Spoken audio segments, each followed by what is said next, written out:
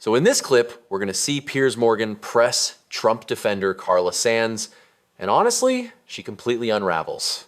Instead of answering a very straightforward question, she dodges, deflects, and ends up exposing not just her own hypocrisy, but the broader hypocrisy of the Trump administration as well.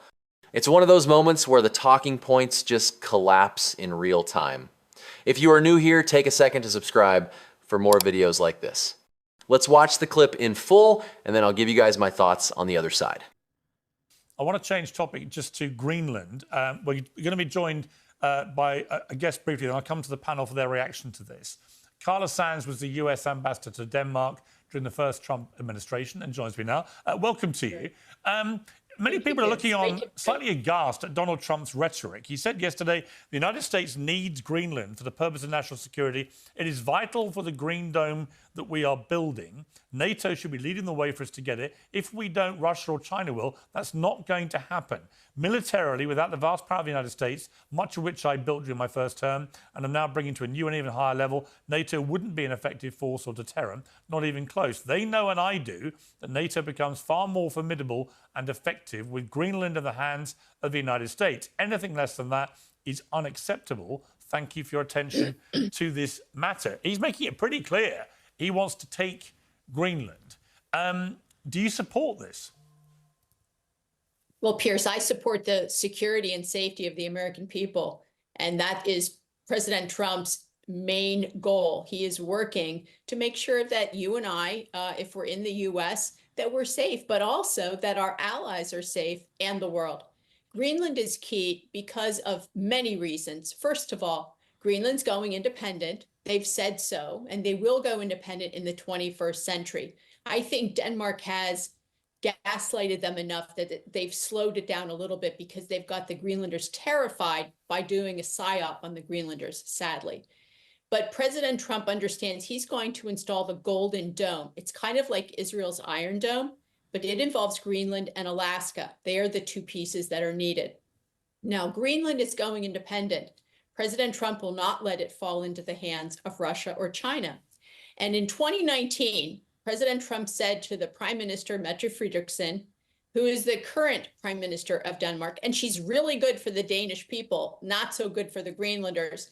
President Trump said, look, I'm worried about Greenland. You haven't secured it. You have to. She goes, okay, I'm committing $200 million. We're going to invest in security for Greenland.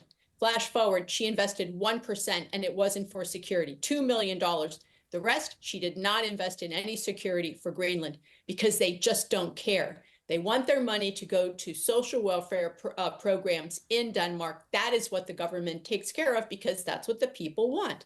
She's actually a decent prime minister, absolutely. But President Trump understands the urgency of making sure Greenland doesn't fall into the hands of Russia or China.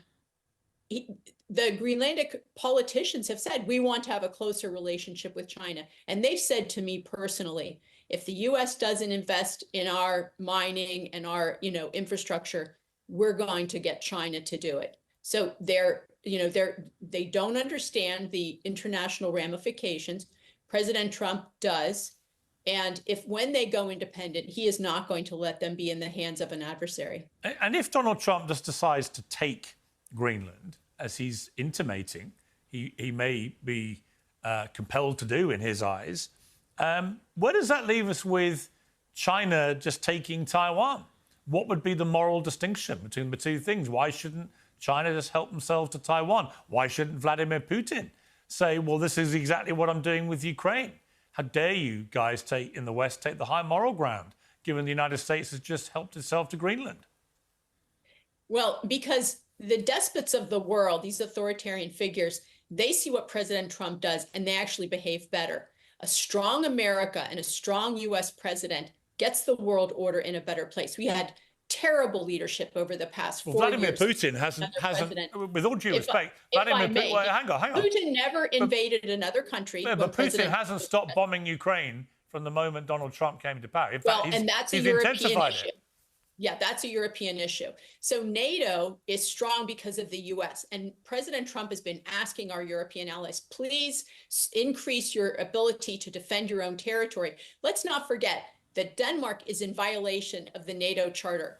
Article 3 says that every NATO ally has the ability to defend their own territory. And then Article 5 come to the defense of their allies. Denmark has not a prayer to defend Greenland. They don't have the personnel. They don't have the money. It's a small economy about the size of the state of Colorado. Greenland is unsecure because Denmark doesn't have the ability. They're also out of line with NATO because they cannot and will never be able to defend their own territory, even if they get. But would it be wrong legally and morally for China to then take Taiwan? I do not believe that China will take Taiwan while President Trump is in office. Right, but that wasn't my question. My question was, would it be legally and morally wrong of them to do it? Well, you know, Taiwan is another subject. I don't want to conflate the two. I'm not going to speculate. I'm going to talk about Greenland and the fact that the people intend to go independent. They ultimately don't want to be part of Denmark. Denmark oppressed the people. They sterilized women. They kidnapped children and took them away from the families. They've done a lot of things and kept them living very primitively until the U.S.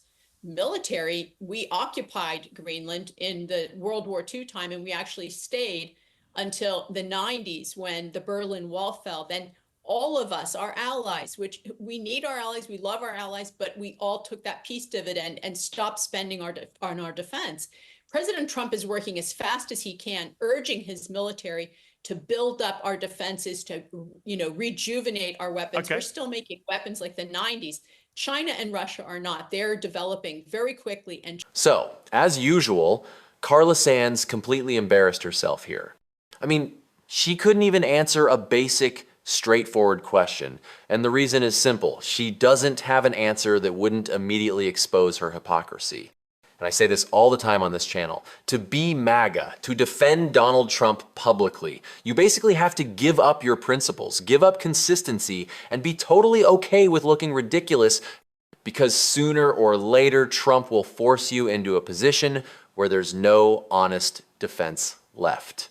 That's exactly what happened here. The reason Carla Sands refused to answer the Taiwan question isn't because it was complicated, it's because answering it honestly would have made her look bad and would have made Trump look bad. And when those two things are in conflict, MAGA operatives always choose silence, deflection, or word salad. That's the playbook. Avoid, dodge, pretend the question wasn't asked, hope the moment passes. And that's exactly what she did. But I've also got to be real about Piers Morgan here too. He was weak. He should have pressed her harder. He should have stayed on it and said, no, you didn't answer the question, let's go back to it. But he didn't, and we all know why. He's friendly with Trump. He pretends to be this neutral, above the fray guy who's neither left nor right. But let's be honest, we see him running interference for Trump and Trump world figures over and over again on this channel. This was another example of that. And this is what's so frustrating about these conversations. You'll have someone like Carla Sands come on pretending to represent serious policy positions, but the moment she's challenged on anything substantive, the whole thing collapses. No facts, no clarity, no willingness to engage, honestly. Just vibes, slogans, and deflection. And then when they're cornered, they act offended instead of answering the question, as if the problem is the question itself rather than the lack of an answer. This is why I keep saying MAGA politics isn't really about policy, it's about loyalty. It's about protecting Trump at all costs, even if that means contradicting yourself, abandoning your previous positions, or just flat out refusing to engage with reality. Carla Sands didn't fail because she's bad at debating. She failed because the position she's defending is indefensible. So let me know what you think. Did Carla Sands completely dodge this? Should Piers Morgan have pushed harder instead of letting her off the hook? Drop your thoughts in the comments. And if you're new here, make sure to hit that like button and subscribe. It really helps the channel out. I'm Mike, and I'll see you in the next one.